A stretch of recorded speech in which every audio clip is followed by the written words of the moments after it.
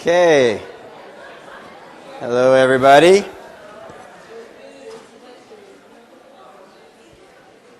So we're down to our last 3 meetings. Woo! Oh, woo! So a couple of announcements before we begin. The first is that that session that I've promised you on things you should know about getting into graduate school will be next Tuesday, 6 p.m. Next Tuesday, 6 p.m. I'll send out an email to the Blackboard website email list. It will be next Tuesday, 6 p.m., but it will not be in this room. It will be in Franz 1178. So it'll be in the big room of Franz Hall. In the past, I've been able to get that audio podcast. It will not be video podcast because I don't think they're set up for that. But it should be audio podcast if you can't make it there. Let's see. The second announcement may be of more interest to at least a third of you. So is Asher here? Where are you? Back there. Asher. Okay. So Asher, you're going to want to thank Asher in a minute. So Asher came to my office hours last week. And he wanted to go over one of the exam questions, and I was kind of dismissive because the exam question was one of the easiest exam questions I put on the exam every year. And I always put on a question that has something to do with the Milgram study and the fact that the people who only go to like 250 volts are the heroes of that study. Okay, and every year pretty much everyone in the class gets that right. And this year, 70% of the class got that right, which is a lot of people, but a lot of people didn't. And he came sort of saying, well, I think this other answer is the right answer. And I said, well, yeah, but the hero's answer is really the right answer, and I talked about that at length in class. And he said, no, you didn't. And I said, yeah, I did. Go watch the video. And he said, I did. So, I watched the video, and he's absolutely right. I did not talk about it. I got off on a tangent, and I never got back to it. And so this thing that for the other 12 times I've taught this, I always talk about at length, completely skipped. And so while I'm very happy that 70% of you were able to figure out that they were the heroes, that impresses me actually, that in the absence of me saying it, a lot of you figured it out. It wasn't a fair question, so we're going to go through, and for everyone who got that one wrong, we will add the point. So thank him. And again, I think this is just, I always look for these things, but I think this is demonstration of sort of me falling prey to the things that I'm talking to all of you about all the time, which is I had such a strong assumption that I talked about this, not because I actually talked about it this quarter, but because I've talked about it every other quarter, that I couldn't see the fact easily that I hadn't talked about it. Okay, so we'll go through. Everyone who got that one wrong will now get it right. Yeah. I don't think it's going to affect the curve because the people who are at the very top almost all got that one right. So, I think the average score was for the top 10 people was a 46.4. My guess is that might become a 46.5. So all of you are going to move up a point.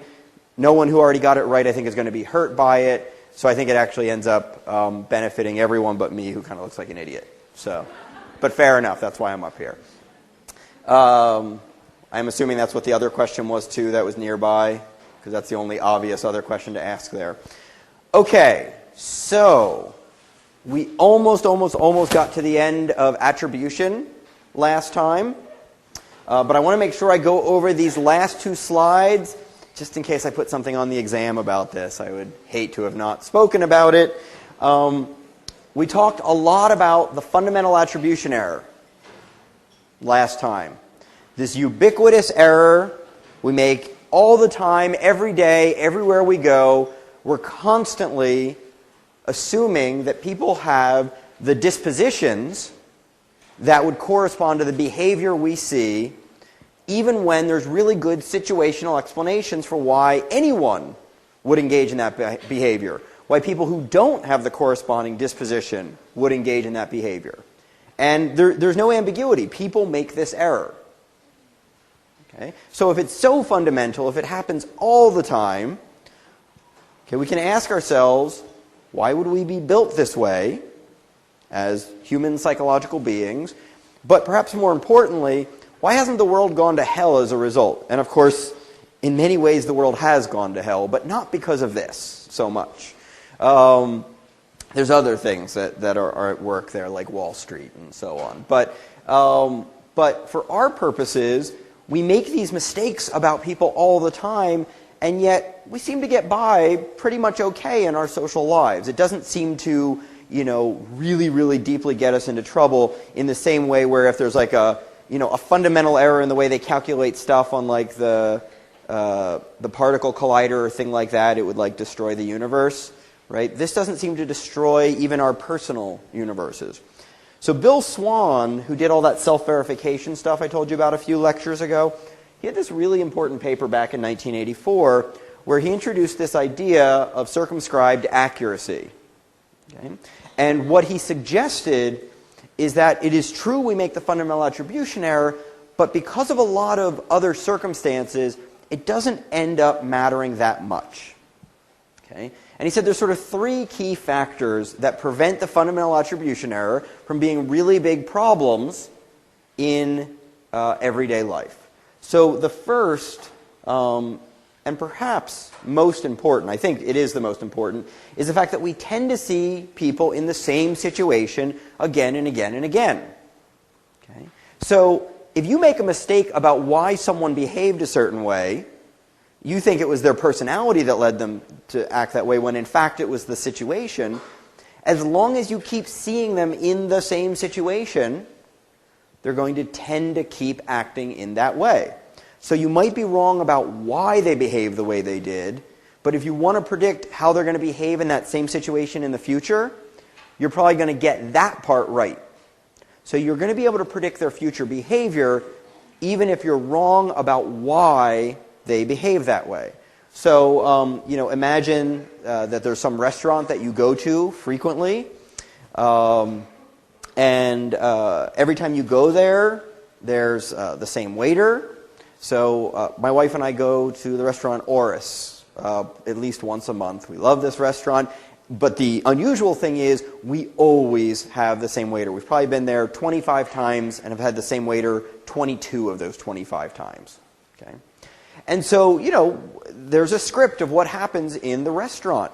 The waiter is there to basically help you through getting everything you need to enjoy your dinner. And so at some point you sort of motion that you're ready to order if they haven't come over already, and they come over and they take your order. And then I say, we really want to order some more of this, and they get you that. And, I want another Diet Coke, and so they bring you that. And then at some point you go like this to them, and they bring you the check. Right? So they do all these things. Every time I ask them to do something, they do it. And so one might make the mistake of assuming that the reason that person is doing what they do is because they're really just a subservient kind of person who likes to do what others ask of them. Okay, now, I picked this as an example because we all know that's silly, right? We all know that the real reason that this person is acting in a kind of subservient manner is they're being paid, and they're being paid in tips and so on. These situational factors are what really drive the desire for that person to behave that way. It probably has nothing to do with their enduring personality. Okay? But if you make the fundamental attribution error in this case, that's the error. You're assuming the reason they do these things is because of their personality. Now, as long as I keep going back to that restaurant, I'm not going to get into too much trouble treating him as if he has that personality characteristic. Because every time I see him, he's in that same situation that sort of causes him to adopt that role. So I won't make a big idiot of myself in that particular situation. However, if, I'm walking down the street somewhere else in the area of that restaurant, and he happens to be on the street, and I say, hey, by the way, would you go into that 7-Eleven and get me a Diet Coke? right? He'll either just laugh at me or punch me out. But this is the case where I'm going to get into trouble because the situational constraints are no longer there. So when you see people in the same situation repeatedly, you can make a mistake, and yet it still might not lead to any negative consequences. It's only when you move to a new situation that you're likely to see the negative consequences. And so because we often see people in the same situation, this might not be such a big problem. A second thing that you don't get from all the experimental research on the fundamental attribution error is the fact that in reality, most people choose their situations a good deal of the time. Okay? So I think at some point I said, well, the person who is in the library, we can't assume they're really a quiet person by nature because there's a strong social norm that you should be quiet in the library. Okay? And that's probably true. Okay? Lots of people go to the library, at least they did when I was in college. Maybe it's changed now as, libraries only hold books and you guys don't actually know what those are. And certainly your kids will have no idea what a book is. It's a program on my iPhone 3000. Anyway, it's the book program. Right? But the person who's a librarian, who chooses to spend all their time in that situation, they've probably chosen that situation for a number of reasons, and one might be that they actually do like a quieter environment. Compare the person who wants to work as a librarian versus the person who wants to work as a bartender. Right? They've probably chosen those situations to spend their time in because of some of their personality differences. So it is true that situations do cause people to behave in certain ways, but outside of the experimental lab, we often choose our situations. Okay? And the last one, which I think is a little bit more iffy, but still worth considering, is that if you spend enough time in a situation, that situation might change you. So your personality might shift to be more in line with that situation, to be more accommodating of that situation. So if you have a job that requires you to be very social and gregarious, that may really sort of in a long-term way bring out the more social side of you and cause you to become a more social person. Okay? So the fundamental attribution error really happens, but despite that, and because of some of these other factors, in the real world, we can often still predict behavior, even though we might have the wrong explanation for why we've made an accurate prediction about their behavior. Okay, any questions on this? Because this is the last slide for that lecture. And then we're going to change gears. No? Okay. Now, one lucky member of this audience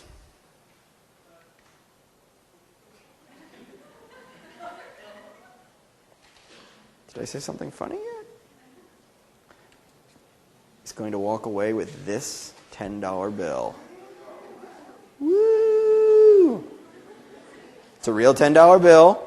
See, look, it falls just like a real $10 bill. Doesn't say counterfeit anywhere on it. So we're going to have a Dutch auction for this $10 bill. And I need to explain the rules to you for how this Dutch auction works. Okay, we're going to have an auction for the $10 bill, which means people in here can bid for the money. Okay. We will start at $1. So somebody can get this $10 bill for $1. We're not there yet. I'm explaining the rules here. Okay. We will go up in $1 increments. Okay. And whoever has the highest bid will pay what they made as their highest bid, and they will get the $10.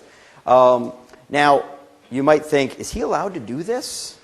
And I thought that too. I did this once or twice back when I first started teaching, before I had that thought, and then I had that thought. And so when I went and checked with the powers that be, they said, well, if you donate the proceeds to charity, okay, you're allowed to do it. So after we're done this, I will discuss those options.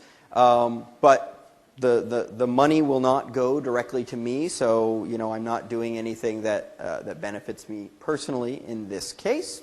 So the person who has the highest bid will pay what they bid, and they get this $10 bill. Critically, though, this is important, the person who makes the second highest bid, the I almost won but I lost bid, okay, will not get this $10 bill, but they still have to pay what they bid. That's what makes it a Dutch auction. I didn't invent these. They already existed. So both the top and second highest bids will pay what they bid, and the top bid will physically get this $10 bill. Okay.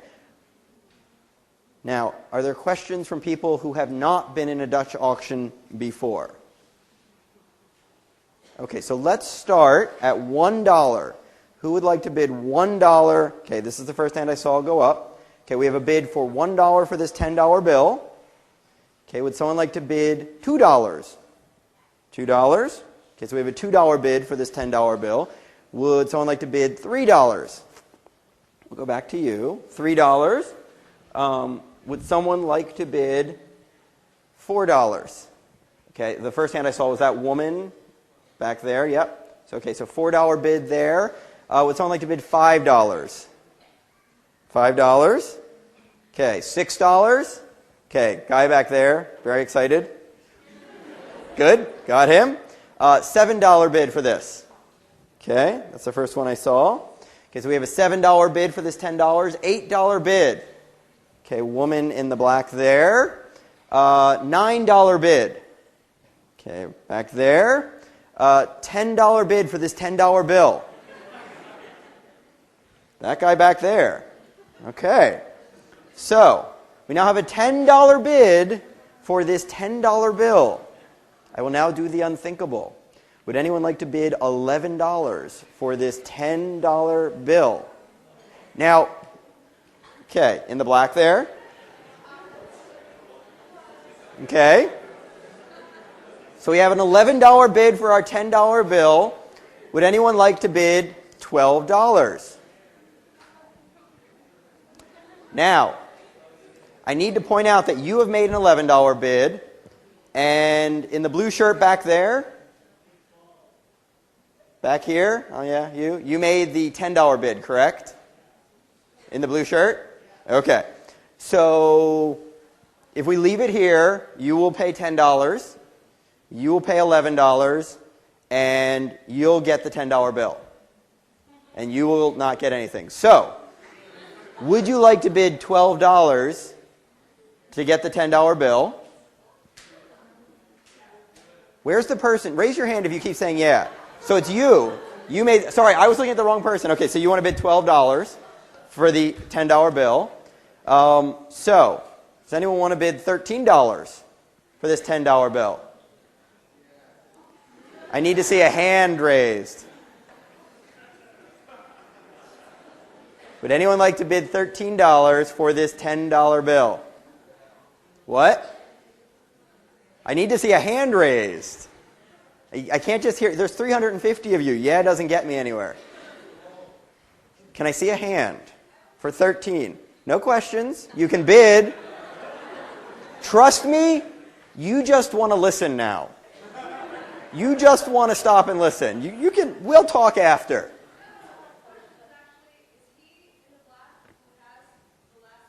No. So in the black, the guy in the black has a $12 bid. The guy in the blue, guy in the black has an $11 bid. Guy in the blue has a $12 bid. Now, would anyone like to make a $13 bid? I need you in the back. Really? You in the back. Okay. $13 bid, back in the corner. $14 bid. Okay, he just outbid himself. You might want to wait a turn. Does anyone want to make a $14 bid? So just to put it in context, if I get this correctly, so we have a $13 bid in the back, which means he would give me $13 and I would give him this nice $10 bill. And the guy in the blue here would give me $12 and get nothing. So, anyone want to make a $14 bid?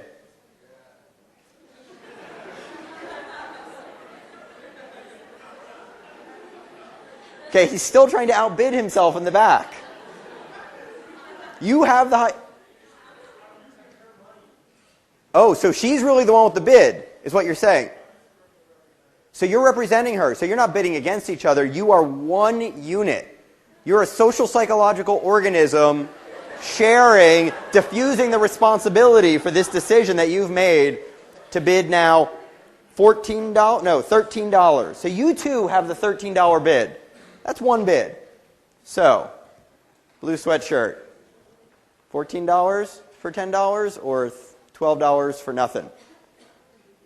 Yeah. Okay, so we have a $14 bid now. $15? Anyone want to bid $15 for the $10 bill?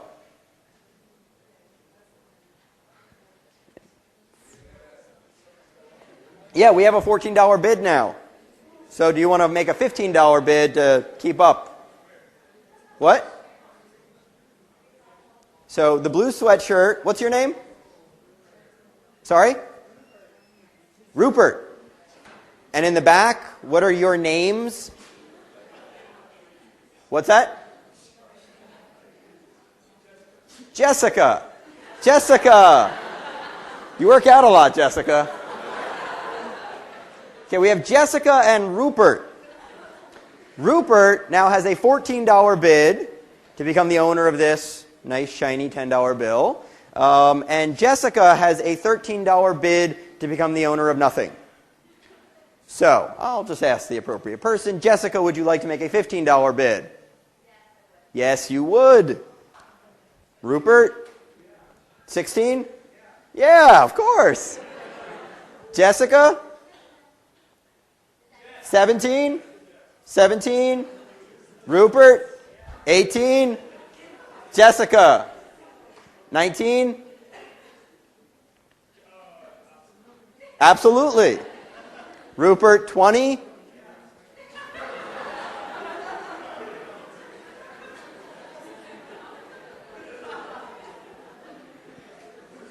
Jessica, 21? Backpacks as collateral? Do I take credit? I do. I take credit. I have a little credit card machine up here. I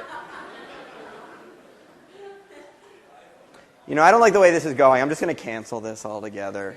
Yeah. Because I've made my point, okay? I never intended to have anyone actually get... This is actually an 1849 $10 bill worth $25,000... No, I'm kidding.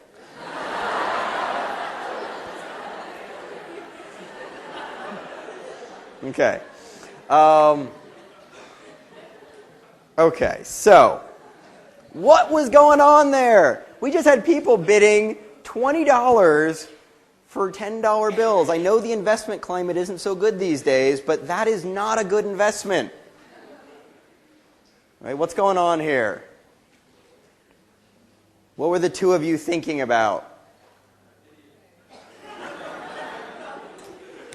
Well, I have to say, I was impressed that somebody got into the game at $11. That does not happen often.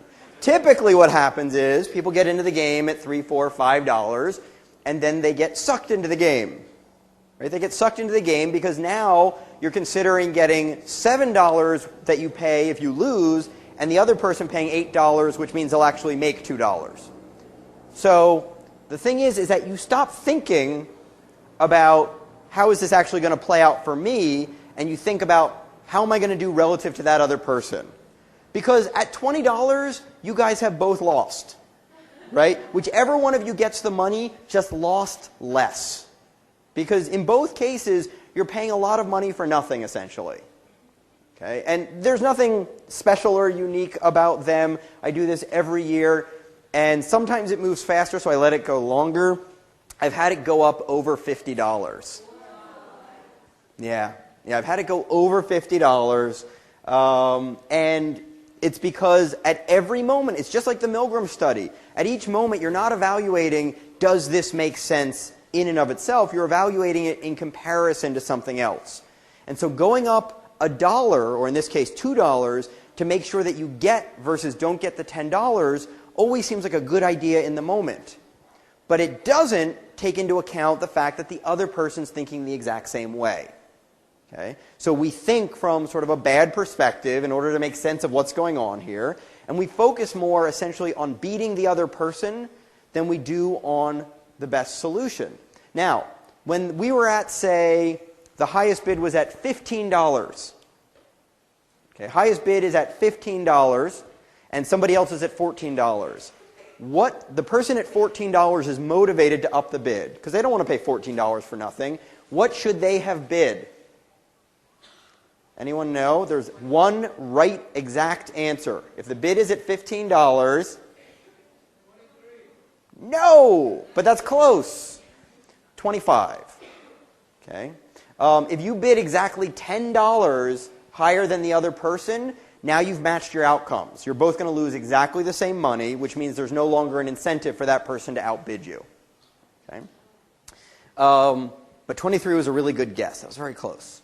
Okay. So you want to outbid by the exact amount of the thing, which of course in itself seems kind of ludicrous, but once you get yourself into this situation, it's kind of the only way out. Yeah.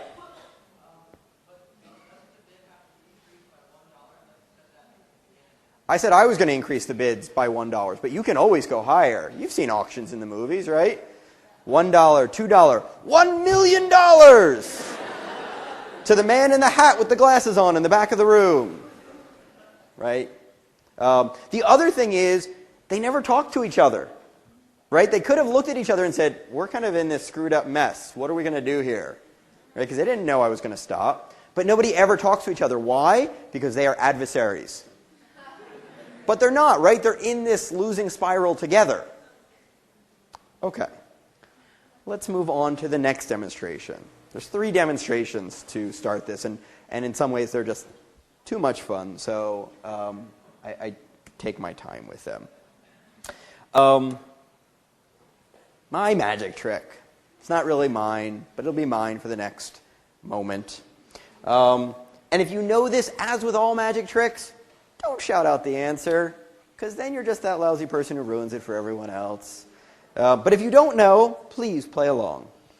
So, I am going to guess a card for one of you out of a normal deck of playing cards. Actually, I'm going to guess for all of you. So, here's a set of 5 cards, and I want you to choose a card that's your card. And I want you to focus hard on this card. Okay, really embed it into your mind. Okay.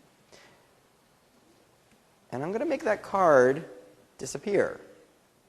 Okay, so here we go. Let's see if I make your card disappear.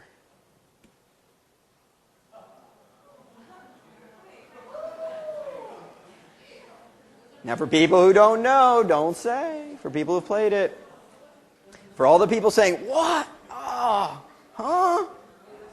So you can do this online at www.hondomagic.com. And I suggest that you go and do this with, say, your roommate at home. Okay? It'll be a different experience for them doing it alone than it will for all of you. Because all of you know that there's no way I made all of the cards that you individually selected individually disappear. Although some people do tend to think that. You think, some people say, I know what happened. You made us all focus on the queen because it's in the middle. Except a lot of you didn't pick the queen, right? But those of you who did might think that's what I did. But hopefully, as it's dawning on some of you, none of these cards are the same cards. Not one of them. Okay, so here are the cards I started with. Here are the cards that were left. Okay? And when you do this online, show it to your friends, I guarantee 95% of them will have no idea how the heck the computer knew what card they picked. And it's great. It's a lot of fun to watch. Okay? Because what they do is they start trying to figure out what's going on. Okay? So they do it again, and they do stuff like, if they had their hand on the mouse the first time, they'll be like, I'm not going to put my hand on the mouse this time. I probably move the mouse a little bit towards the one I was thinking of. And then like the next time, if you've got like a webcam in your computer, they'll like cover the webcam. Or they'll look away so that, where they're looking can't give away what it is. Okay? When I used to do this, I used to not do it in class. I used to just tell everyone to go do it. And I had students who showed up the next time crazed because they still hadn't figured out what it was after doing it like 150 times. Like, how does it do that? Okay.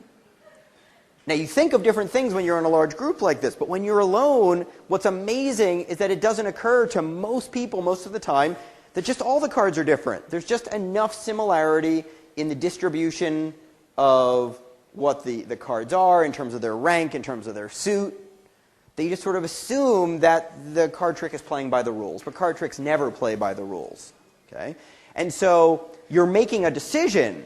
You're sort of judging this experience as kind of a valid but somehow magical experience because you assume that the person doing the trick isn't cheating. And of course they're not cheating. They made your card disappear.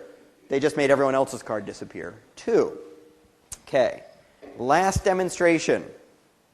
How many people have seen the show Let's Make a Deal?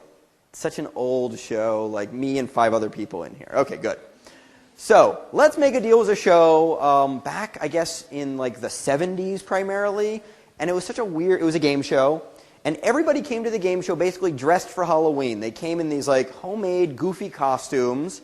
And they would sit in the audience. And then Monty Hall was the host of the show. And he would sort of play various games with them, giving them a chance to sort of win various kinds of prizes. So it was kind of like, what's the show with Bob Barker, although not with Bob Price. So it's like Price is Right, except with costumes and weirder games that they played. And one of the famous games that they played was sort of choosing where the great prize is behind 3 doors. So he would show you these 3 giant doors up on the stage. There'd be, there's a stage, there's 3 big doors, and he would say, behind one of those doors, okay, is a fantastic prize. Usually it was a brand new car or something like that. Of course, a brand new car from the 70s is not something that you really would have wanted had you known it was a brand new car from the 70s, but back then they thought that was a good thing. Yeah. Wayne Brady hosts it now, so you can go watch it again. Do they still do the 3 doors? Okay, so go watch Wayne Brady do the 3 doors. Now, we're going to play a version of this. Okay? And we're going to play it just like Monty Hall did. Okay? So, let's say that you're asked, where do you want to choose for the fabulous prize? 1. So let's say that you've all decided you want to choose door number 1. Great. You've chosen door number 1. Monty Hall says, okay, well, we can show you what's behind door number 1, but first, let me tell you something else. I'm going to show you what's behind door number 2. I'm going to show you what's behind one of the doors you didn't pick. And door number 2 opens, and there's a table, and on top of the table, there's a pack of chewing gum. Door number 2, it's got one of the lousy prizes. It's got nothing good. Okay? Nobody's that much of a fan of gum. They'd rather have that over the car that they could sell and get a lot more gum for. So you now know that door number 2 is not the winning door. You've chosen door number 1. Monty Hall shows you what's behind one of the other doors that you did not choose. And he always shows you what's behind one of the doors that has a lousy prize. So he always picks a door to show you that you haven't chosen that has a lousy prize. So now you know that the winning prize is behind door number 1 or door number 3. So here's the question. Okay? There's 3 options here. I'm going to give you 3 options, one more than Monty Hall gives. Option number 1, stick with your first choice. Wait, I'm telling you the 3 options and then you'll vote. Or you can switch to door number 3. Okay, you can't pick door number 2, that's out of the running now, and why would you? Or the third option is you can vote for it doesn't matter whether I pick door number 1 or 3. Okay, so let's take the vote. How many people want to stick with door number 1? Okay. How many people want to switch to door number 3? And how many people think it doesn't matter? Okay, so about a 30-30-30 split, which is better than I usually get when I do this. Now, it turns out that there's a systematically right answer to what you should do. Okay? Oh, those are the options. We voted. Okay? The right answer is to switch. And it's not just sort of a right answer, it's mathematically the right answer. It is the only right thing to do in this situation. Okay? Now, 2/3 of you either thought you should stay with door number 1 or it doesn't matter. Okay? And for those people, part of the interesting thing about this demonstration is that nothing I tell you will convince you otherwise. Okay? I've done this demonstration for years, and people just say, no, it doesn't work. That's impossible. That can't be the right answer. Okay? I'll take you through the logic, and then I'll take you through a very practical way of figuring out that this is the right answer, and many of you still won't believe me. Okay? And that's one of the really cool things about social psychology. Tell people the right, it's not like geology where you tell people the right answer and they go, that must be the right answer. How would I know? Right? Social psychology, people think they know the right answer. Okay, so when you chose initially, any door you chose had a 33% chance of being the right door. Okay? You chose door number 1, 1/3 chance that that's the right door. That means there's a 2/3 chance, a 67% chance, that the car is behind door number 2 or 3. Okay? Now, Monty Hall doesn't randomly show you a door of the 3. Okay? He always shows you one of the 2 doors you have not selected that has the lousy thing in it. Okay? And I said that. So he shows you this door, knowing full well that the lousy thing is behind that. Now, at this point, most people have the intuition that, oh, okay, so it's a 50-50 split here. Okay, but it's not. Okay? There's still a 67% chance that it's behind one of these 2 doors, and knowing that it's not behind this door, 2/3 of the time it will be behind this door. This door is twice as likely to have the car as this door. Now, back on the original show, almost no one ever switched, and they usually got it wrong. Okay, I don't know if they do better now with Wayne Brady. It's possible. But this is very frustrating for the people who don't get it right initially, because it just seems like, but I'm picking between 2 doors now, it's got to be a 50-50 probability. But Monty Hall is not giving you just random information. He's giving you information constrained by telling you about one of the doors you didn't choose that doesn't have the right answer. Now, if that doesn't satisfy you, and for some of you I know it doesn't, here are all the options. Okay? So imagine that you pick one. Okay? So no matter what you pick initially, there's 3 ways it could really be. So you could pick one and it could be behind number 1, 2, or 3. You could pick 2, it could be behind 1, 2, or 3. You could pick 3, it could be behind 1, 2, or 3. So if you pick one and you stay with one, well, okay, that particular time you got it right. But the other 2 things that might happen, you would have gotten it wrong.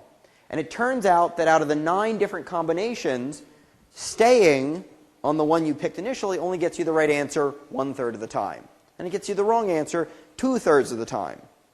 Okay? But this is like a judgment illusion, because illusions are things that stay even after you know how they work. And for lots of people, even after you go through these different things, and there are no other options, these are all the options.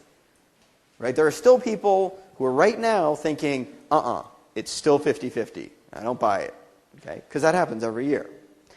So these 3 little demonstrations are meant to introduce judgment and decision making,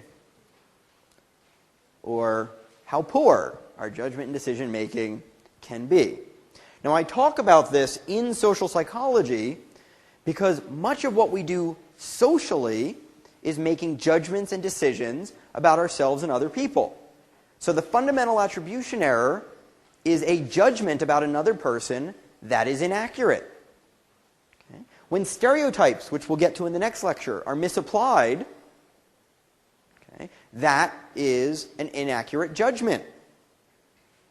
Okay? When I decide what to do going forward based on inaccurate information, that, again, is another kind of decision.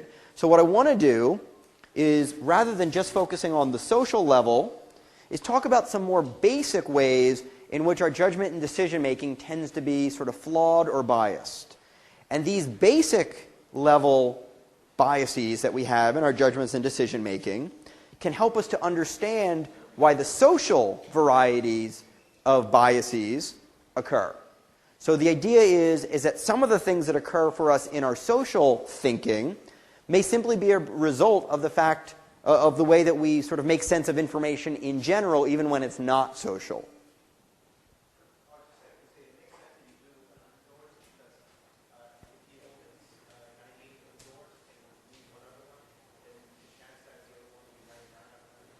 I think that's a very good example that will convince a few of the people who still aren't convinced. But I like that. I'll use that next time. What? Oh, so what he said was, you must be one of the people who's still not convinced. I'm kidding. So he said, if somebody isn't getting this, you could say, imagine there's 100 doors, and you've picked one door, and basically Monty Hall says, okay, you've picked door number 1, I'm going to open doors number 3 through 100. Do you want door number 1 or door number 2? And door number 2 was one of the 99 that had to have it.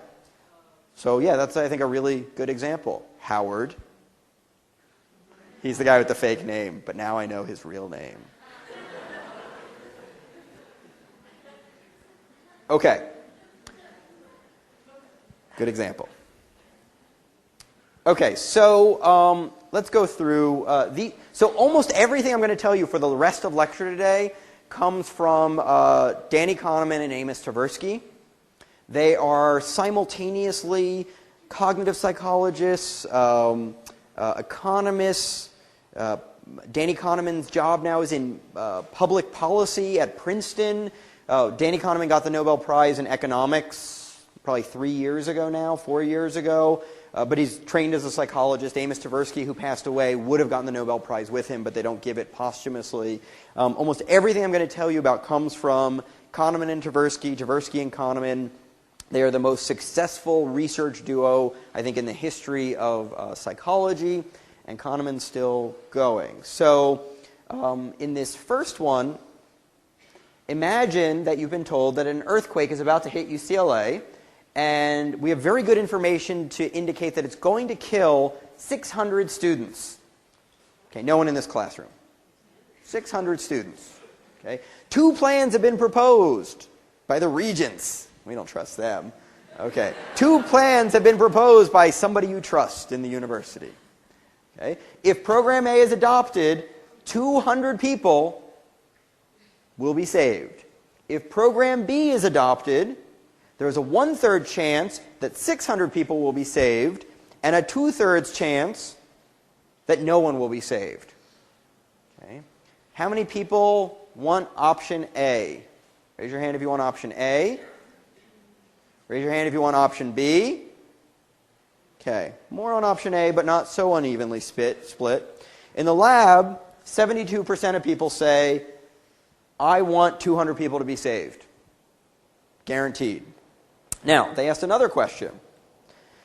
Same setup. Imagine an earthquake's about to hit. It's going to kill 600 people. 2 plans have been proposed. If program A is adopted, 400 people will die.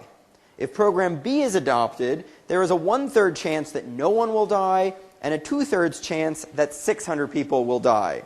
How many people want option A? How many people want option B?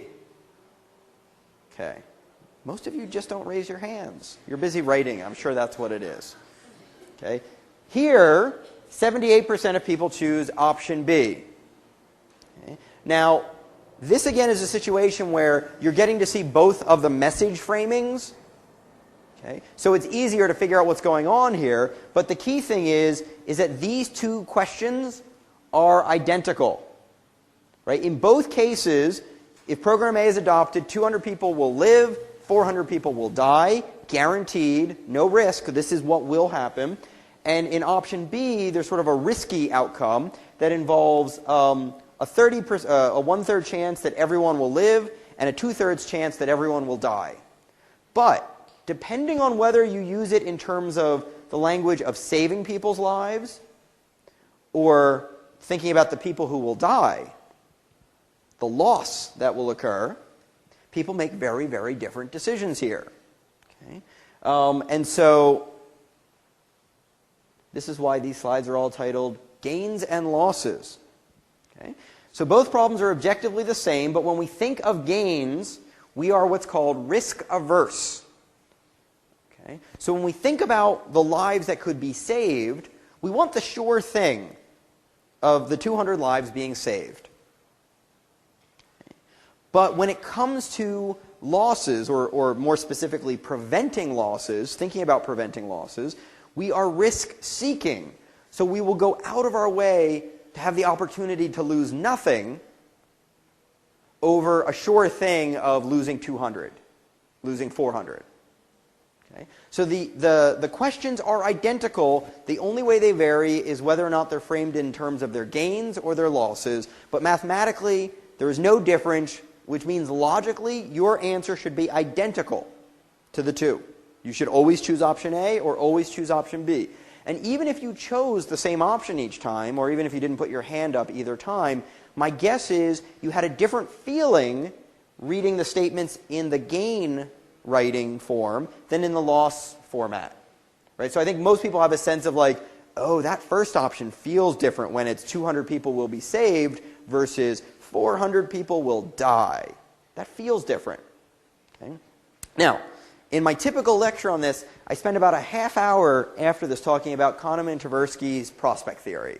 It's really awesome, it's really important, and if you're interested in kind of a deep understanding of why this happens and why one death is a tragedy but 100 deaths is a statistic, go listen to my podcast from last year on this, because I go at length about it, but we're behind schedule, and I've decided that that's the thing I'm going to cut today, because it's a really long time that it takes to really explain one idea. But I want you to have some exposure to this idea that we're very sensitive to whether the exact same numerical information is framed as gains or losses. Okay. So I believe it was Stalin who once said, 1 death is a tragedy, 100 deaths is a statistic. And the idea is we are far less affected by hearing about 100 deaths than we are hearing about 1 death. Or, to put it a different way, if you're hearing about a death every day, the 100th death has a way smaller impact on us than the first death. Okay? And we all know that, right? When the Iraq War started, the first death, the second death, there were specials on TV about their lives and who they were. Well, we're thousands of deaths in. Does anyone know who died yesterday in Afghanistan? Nope. Somebody does. Okay, I'm not suggesting nobody does, but right? 99% of you? No idea. Somebody died yesterday in Afghanistan? Probably. It's kind of like in the book Stumbling on Happiness, Variety, right? Where he says, like, you know, when you go to a restaurant and you eat dinner, you might choose variety, like spice of life the first time, but if you choose every month, you'd rather stick with the same thing. Or you should stick with the same thing rather than change it. So I love that study. That's by George Lowenstein that he talks about, but that is a different phenomenon than this. This has to do with the fact that we simply aren't as sensitive to, so the distance from 0 to 1 psychologically is very different than the distance from 1 to 2. And from 0 to -1 versus -1 to -2. There's a big difference psychologically between those two, and it explains a large range of very interesting phenomena, but it takes a while to really go through showing it, and it's confusing enough that I tend not to ever actually test on it. So, if you're further interested in that, I can give you the slides from last year and you can listen to the podcast. But otherwise, we're going to move on. So these are sort of the classic heuristics and biases that Kahneman and Tversky talked about in their 1974 paper. This paper's been cited like 5,000 times, which is obscene. It's so foundational to so many different fields of study, and the biases we show, whether it's social psychology or economics or cognitive psychology. Okay, this is really, really sort of core and central. And so there's these three biases, and we're going to talk about some studies related to each one. Okay. I think one or two of these might be in the tipping point. I'm not sure if any of them are in the chapters you read in the tipping point. I know I used to have an example that I started getting amazed at how many students in the class got the answer right. And it was because they just read it the week before in the tipping point. Okay, so simple question for you. Are there more words in the English language that start with the letter K, for instance, like the word king, or have K as its third letter, as in acknowledge? How many people think there's more words that have letter K as the first letter? How many think the third letter? How many think that because they know the study already? Yeah, because nobody figures that out on their own, right? Everybody, when they're sort of confronted with this for the first time, says, yeah, there's more words that start with K. Right? For those of you who said K in the third letter, go on, tell me 5. Right? So that's how I know that, okay, you've seen the study before, that's cool, but you didn't actually know it. And my guess is that even knowing it, and this is where sort of the illusion part comes in, even those of you who raised your hands and said, I think there's more with K as the third letter, you don't really believe that. You don't, right? You know technically it's true, but you don't believe it. I don't believe it. I can't think of any words with K in the third letter except for acknowledge because I use it, right, in my studies. It's hard to come up with those. And that's kind of the point. Availability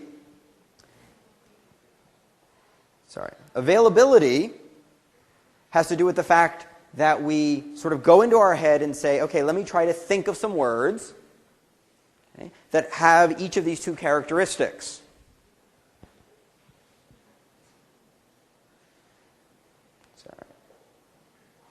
And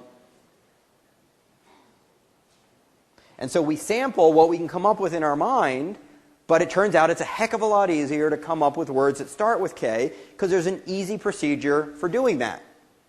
Right? I can just go king, kitchen, right? Kerchew. Okay. But there's no easy way to come up with the K in the third letter words. That's not an easy thing to do. You can't go look in the dictionary for those.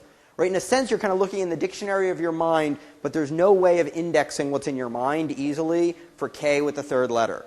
Okay? So this is a lot like the introspective thinking study, where this is rigged so that one of these is a lot easier to generate the answers for than the other, and people take the number of things that they can come up with easily as an indicator of what must be true of the language in general. Okay? What's true of the language in general is that there's a lot more words with K in the third letter, but it's not our intuition even after we know the facts. Okay? That's what's partly important about this. Okay. Are you more likely to die from a shark attack or falling airplane parts? How many people think you're more likely to die from a shark attack? How many think airplane parts? How many of you just raised your hand for airplane parts because you think I'm going to say whatever I don't really believe and that'll be the right answer? Yeah, stop that. Okay. 30 times more likely to die from falling airplane parts. Yeah, you didn't think that, did you? Even if you raised your hand thinking that must be the right answer because it sounds crazy. Right? Yeah, it's really crazy. 30 times more likely. Incidentally, when I've done this demo, people almost always say, oh yeah, shark attack's more likely, except 2001, 2002. Then, all anyone could think about were the attacks, and man, there must have been a lot of falling airplane parts. Right? It was salient for them. So, this fits with the availability heuristic. We think about Jaws, right? We think when we hear about a shark attack, it's big news. It gets all over the news, especially here in Southern California where we have beaches, and so we think, well, that could happen. Okay? So it's very vivid. It's easy for those things to come to mind because they're such dramatic examples. But how many of us have heard stories about people who died from, like, a falling propeller? We don't hear about those things. I'm not sure why, because that makes interesting news to me, but we don't hear about those things, except we had a very vivid example in 2001. And so for a while, that became a more accessible available image for us. Okay? So, cognitions that are more available or accessible or vivid in memory are estimated as occurring more frequently. This is the availability heuristic. If it comes to mind easily, I use that to estimate how frequently it occurs in the real world. Okay? That's not a real good way to estimate how frequently things occur in the real world, because maybe my mind doesn't have the right information in it, or doesn't have the information indexed the right way. Okay? But a lot of the time it'll be okay. Why? Because if you have sort of equally vivid or non-vivid experiences, those that you've been exposed to more will come to mind more frequently. So if the experiences that you're comparing are sort of not pitted against each other to be different in how vivid they are, or how easily you have a procedure for getting one to come to mind versus the other. So for instance, if I ask you, are there more words that start with S or J? Everyone says S, right? Unless you think this is another one of those trick questions, and then you say J, but you'd be wrong if you said J. Here, S is the right answer, because you're applying the right procedure to figure out the number of words that start with S or J. And so there, it works well. The more you've been exposed to S-starting words, the more easily those will come to mind. And so it works for those cases where you're using the same procedure to think of both, or when the two things that you're comparing are equally vivid or non-vivid, equally non-vivid. Okay? But when you have one category of things where the events themselves aren't terribly frequent, but they're very vivid, it sort of cheats the system. Because the system responds, your brain responds, whether you've seen it a lot or you've seen it a few times, but it's really vivid and intense. It doesn't care about that distinction. Okay? And so we end up making a decision in these cases that gets us in trouble. It's mistaken. Okay. Second heuristic. That's availability. Representativeness heuristic. I know, it's a long one. Representativeness heuristic. And we're going to start to demonstrate it with the erroneous law of small numbers. I just added the erroneous today because I always have the law of small numbers up there, and then people always think, oh, there's a law of small numbers. Okay? And there isn't. So let's start with the example. Imagine that I have just flipped a coin up here 5 times, and it came up heads each of the first 4 times. What most likely came up on the 5th flip? Heads or tails? Doesn't matter. Right? This is one of those ones where it doesn't matter. The 5th flip is fully independent of the first 4, unless it's a con coin where it's weighted to cheat. But if it's a traditional normal coin, right? The 5th event has nothing to do with the first 4 events. Okay? But we assume it does, and when we assume it does, that's what we believe to be the law of small numbers. We act as if there is a law of small numbers, but I just want to caution you before I explain what that is. It's not a real law, it's the erroneous law. It's the erroneous belief we have in the law of small numbers. So the law of small numbers works the following way. If I flip a coin 1,000,000 times, it's going to come up about 50% of the time heads and 50% of the time tails. That's what tends to happen over, infinite number of repeats. That's what a fair coin will do. And so that's the law of large numbers. And that one's real. There is a law of large numbers. Over time, it's going to approximate that 50% mark. The longer you go, the better you're probably going to do at that. Okay?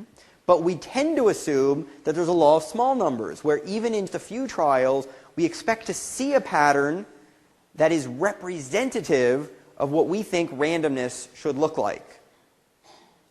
Okay? And so we think it should be about 50-50, and so if it's been all heads, we think, well, now it should be tails, because that gets you closer to the 50-50 mark.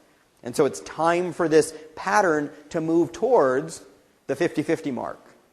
Okay? Now, this one seems a little odd, but we hear gamblers all the time say, I'm about to get lucky, right? Because I've had some bad luck so far, so, my turn's coming. Right? Or there was an interview, I think right before I taught this last year, there was an interview with Kobe Bryant where he had just come off of maybe 2 or 3 games where he had terrible shooting games, but he just kept going. And then the game that they were interviewing him about, he had 60 points, right? And they said, man, how do you keep going? And he said, well, look, I just know that, like if I miss 2 shots, like I'm due on the 3rd shot. And if I miss 3 shots, I'm due on the 4th shot. And if I miss 4, I'm due on the 5th. And he just kept going. Right? And it's like, well, he's not due. Right? It doesn't work that way. And there's actually been a lot of statistical analyses on what's called the hot hand effect. And it turns out that when you look across sports in general, when people think they have a hot hand, the statistics don't support it at all. Okay? The statisticians who have looked at this essentially say there is no such thing, statistically. That's beyond my statistical pay grade, so you can go look up hot hand effect, and they will explain it to you, but I can't really explain it beyond that. But I do know that Kobe, in this particular case, was applying the law of small numbers. He was saying, look, I'm a 50% shooter from the field, so if I've missed 4 in a row, I'm due. Except he isn't. Okay, here's another example of the same thing. Here's 2 series of coin flips. Heads, heads, heads, heads, heads, heads, tails, tails, tails, tails, tails, tails, or heads, tails, tails, heads, tails, heads, heads, tails, heads, tails. Now, if I just flipped a coin 10 times, which of these is more likely to have occurred? Series A or Series B? Everyone thinks B. They either say it or think it. But actually, these 2 series are exactly likely the same probability of occurring. Okay? Because each of these is a very infrequent event. To get this exact pattern, if you flip a coin 1,000,000 times, okay, you will see this exact pattern, okay, the same number of times in that 1,000,000. About the same number of times. Both will occur infrequently, but this looks more like our representation of randomness. This looks like what we expect random events to look like. This doesn't. And so we say, okay, this one must have actually occurred because that one looks like with what I associate with randomness, even though this one is just as likely to have occurred. Incidentally, I meant to bring this in. I was going to do a 4th demonstration. I totally forgot to do it for you guys, and it's too late now. I know, right? Sad. So Darren Brown, that guy from England who pretends he's a magician, but he's really just kind of he pretends he's a psychologist using sort of his special social psychological powers to essentially dupe other people. Okay? And it's kind of a clever ruse. Instead of saying, like, I really know magic, he says, I really know science. And because I know science, I can get people to do things. But in fact, he's using the same old tricks that everybody has always used in magic, but he gives a new cover story. But one of the things he does, which is in this same realm, and I'm going to get the details wrong, which is why I can't do it right now, is he does this thing where he will wager a lot of money on his ability to predict what 3-flip sequence will happen first. So you're going to flip a coin over and over and over, and what you're looking for is like, so you're doing this against someone else, okay? And they say, I predict that the thing I'm waiting to see is heads, tails, tails. Okay? So you let the other person go first, and you're going to flip a coin, and when you get 3 in a row that said heads, tails, tails, okay, that's when that person's event has happened. And then Darren Brown says, okay, you have heads, tails, tails. I'll pick another 3-item sequence, okay, and we'll see which of our sequences shows up first 5 times. And whoever's sequence shows up first 5 times gets $1,000. Okay? And he gets it every time. He wins every single time.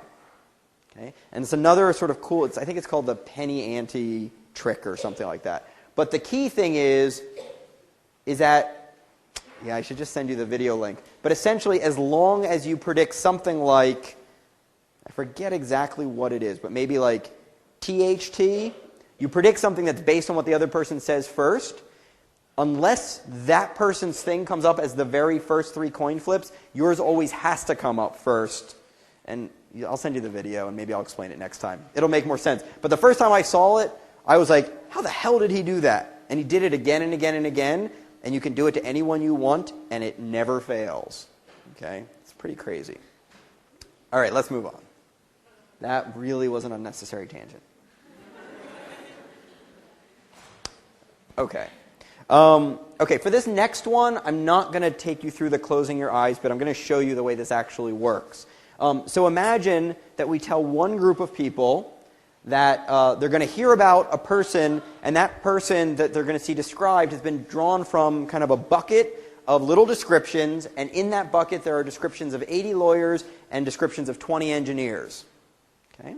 And other people are told that the bucket has descriptions of 20 lawyers and 80 engineers. So they're very different distributions of people in those two buckets. You're told you're pulling from one bucket or the other, and then you see this description. Jack is a 45-year-old man. He is married and has children. He is generally conservative, careful, and reserved. He shows no interest in political and social issues, and he doesn't like to argue. He spends most of his free time on his many hobbies, including home carpentry, building model airplanes, and mathematical puzzles. And then subjects are asked to indicate the percentage likelihood from 0 to 100% that they think this person is an engineer. Okay? And most people give a very high probability to this person being an engineer. Okay? What's interesting and important is that the probability they assign to Jack being an engineer is almost identical whether they are told that they're pulling out of a bucket that has 80 engineers out of 100 in it or 20 engineers out of 100 in it. Okay? That part gets completely ignored. What people are sensitive to is the extent to which this description is representative of an engineer or a lawyer. And that's kind of where the end of their thinking goes. Okay? So what they ignore are what are called the base rates. So the base rates are, in one case, there's an 80% base rate probability that it's an engineer, and in the other case, it's a 20% base rate probability that it's an engineer. Okay? And the point here isn't to suggest that in one case you should say that's probably a lawyer, and in the other case you should say that's probably an engineer. Clearly the description sounds more like an engineer, and that's important, relevant information. But so are the base rates, which means your judgments should at least be affected by whether or not you're told that this is from a pool of mostly engineers or a pool of mostly lawyers. Instead, people tend to neglect the base rates and focus only on how representative the description is. So this is what's called neglecting the base rates, and it's one example of the representativeness heuristic. So when people neglect the base rates and go only with the representativeness of the paragraph, okay, that's an example of the representativeness heuristic. Okay. One more example of the representativeness heuristic. And you may have seen this one before. Linda is 31 years old, single, outspoken, and very bright. She majored in philosophy. As a student, she was deeply concerned with issues of discrimination and social justice, and also participated in anti-nuclear demonstrations. You can tell this is an old study. No one's had to do an anti-nuclear demonstration in a long time. And so what you're asked is, which is more likely? A, that Linda is a bank teller, or B, that Linda is a bank teller and an active feminist? So how many people think the answer is A? How many people think the answer is B? Okay. When this study is done, the vast majority of people say, I think it's B. Okay? You get like 75% of people, 80% of people saying it's B. And the problem with this is that people say this description is representative of someone being a feminist, much more than it's descriptive of them being a bank teller. So I need to pick the option that has feminist in it. Okay? But just statistically, there's no way for option B to be more likely than option A. In the most extreme cases, they're equally likely. But in 99 out of 100 cases, option A is always going to be more likely than option B. It has to be numerically. Okay? And that's because of what's called conjunction effects, and this is an example of what's called the conjunction fallacy. And so for people who haven't seen this before, it tends to be very frustrating that the answer could possibly be A, because it's just, but she's a feminist. Okay? And A doesn't say Linda is a bank teller and not a feminist. It's just Linda is a bank teller.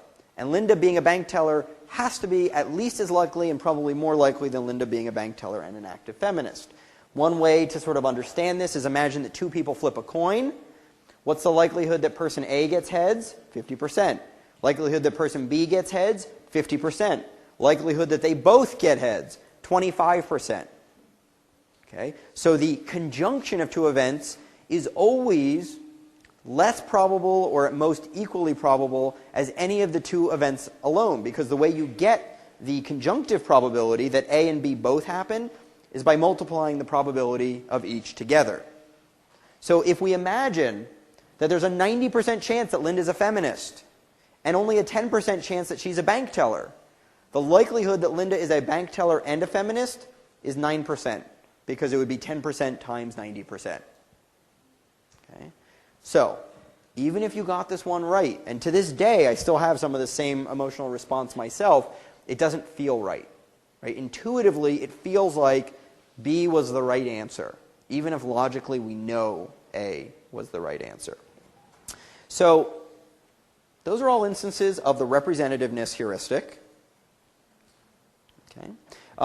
And so what you're doing is you're using your subjective sense of similarity between, like, say, a description that's observed and some kind of expected profile or pattern, like what random coin flip should look like, or what the feminist option person should look like, or what the engineer should look like, and you're ignoring other critical statistical information, just ignoring it altogether, ignoring the key information to actually get a more objective answer. Okay. Now for this next one, I'm actually going to ask some of you to close your eyes. So, you're group A, you're group B. If you're in the middle, just decide if you're an A or an B and go with it. Okay? Group A, over here. Group B, close your eyes. Everyone in group B, close your eyes. Keep them closed. Okay, keep them closed. Everyone in group A, read this. Group B, keep your eyes closed. Think about your answer. And now, I want you to write down the answer to this next question. Just write down your best guess. Okay, so now group B, open your eyes. Group A, close your eyes. So group A, close your eyes. Group B, keep your eyes open now and read this.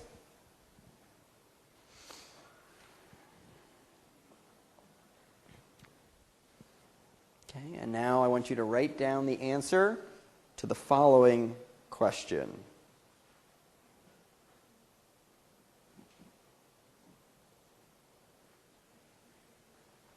Okay, everyone can open their eyes.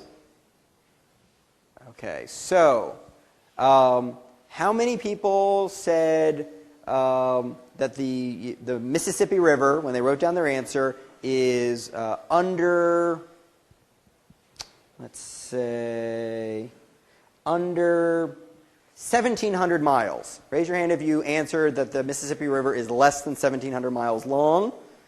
Okay, a lot of people over here. How many people said it was longer than 1,700 miles? Right, most of the people over there. So the real answer is that it's 2,350 miles. Now, what happens here is that group A read this question first. Is the Mississippi River longer or shorter than 750 miles? And most people say, yeah, I'm pretty sure it's longer than that. And then I asked, how long is it? And they start from 750 as a mental anchor and go up a bit, and probably come up with 1,200, 1,300, something like that. Okay? Then the second group was asked, is it longer or shorter than 3,700 miles? And most people say, oh, I know it's shorter than that. But they use this as an anchor, and when I ask them how long it is, they work their way down from there. And they go, okay, well, it's not 3,700, maybe it's like 2,500. Okay? And so what you get is the initial number that you're given to compare to, right, is what starts as an anchor, and then you adjust from that. Okay? But remember, that initial number has no real relevance other than the fact that someone just asked you a question. Is it higher or lower than this number? Nobody said that's the right number, but that ends up serving as an anchor, and then we adjust away from that. So this is called the anchor and adjustment heuristic. So we start with an anchor, and then we adjust from that insufficiently so that we don't get back to the original point. Another example of this. Okay. If 366 people are necessary to ensure that 2 have the same birthday, how many are necessary to make it 50% likely that 2 have the same birthday? Okay. A lot of people answer 182. Right? The right answer is 23. It's hard to come up with the right answer 23 that actually involves some math, but 182 has a strong relationship to this anchor that you start with. Right? So it's like half of that. And so you figure, well, I need this many to get to 50% probability. So 50% of this is about that. It's a strong anchor, and then you don't adjust far enough. Okay, we'll pick up there next Tuesday. Have a great turkey, everybody, or tofurkey if that's your thing. No office hours this week. I'll be cooking.